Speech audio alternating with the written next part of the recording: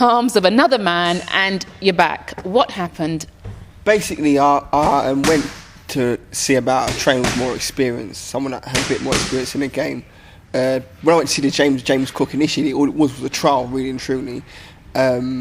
So went there 2 days. It went to be a week trial, 2 days, and I decided that close to a title fight, it's not really time to start taking on someone else's ideologies, especially when I do so much of the work on my own anyway. So I thought, if it's not broke, let's not try and fix it, especially this close to the title fight. So I just thought, go back to where I'm comfortable and get on with what I've been doing, basically. I mean, good point about being that close to a title fight and then sort of changing new things. But then the other side of it, knowing your personality and who you are, is 48 hours long enough? Did you give it long enough? I gave it long enough. I'm a very good judge of character, and I know when me and a person's going to get on well. And I don't think me and James Cook would have got on well. He's used to dealing with fighters that need to be shouted at and screamed at and X, Y, Z. But I'm not a type of fighter. I'm self-motivated and I'm very low maintenance. So I don't need someone on me telling me what to do X, because when I've come in the sport, I basically come off the sport off my own back. Everyone looked at me as if I wouldn't be able to do anything. So no one paid me any attention training wise. So I basically trained myself generally. So when I've got someone on me that's used to needing to be on people, it don't really work for me at all.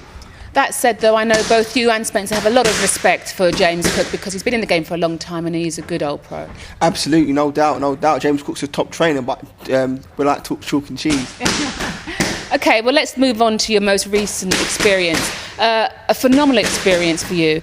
You said to me before that, you know what, a lot of boxers have to lose in order to learn what you learnt from fighting Walter Wright in the Contender series. What did you learn? I learnt that basically, if I wasn't generally in my career, if I'm not punching hard, I'm not punching at all. So basically what that means is for maybe 2 minutes of the round, I'm doing nothing apart from trying to line up a big shot. And in that time, I'm also burning energy. So that's not the way to fight, especially when you're trying to be a championship fighter, fighting 12 rounds. So I've basically learned to take the power out of my punches a little bit and be a bit more consistent. Because especially when you try to do after the power, it doesn't come, and also you burn a lot of energy. And also I learned that when it's time to step up in class, I'm able to do so. It's interesting you say that because a lot of fighters, I know yourself, would have had faith in yourself that you were able to do that. But when it came to that last round, when you got up off that stool and you must have obviously known how tired you were, did you even surprise yourself at the end of that last round about how well you stood there toe to toe? No doubt. I didn't surprise myself at all. Reason being is because a lot of people look at me and they even call me on the Contender flash and arrogant. Anyone who knows me one-on-one knows I'm not flash and arrogant. I'm just a young man confident in what he does. And the reason why I'm confident in what I do is because I know I put the work in.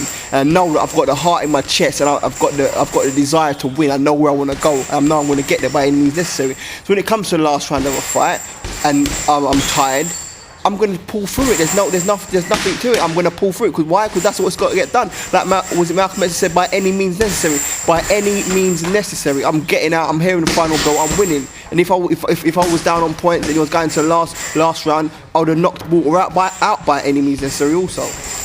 You let us into the City Boxer Gym today, and we're always grateful for letting us come in and watch you. And we saw today you working very much on a jab. Jab. You're going through a good few rounds of it.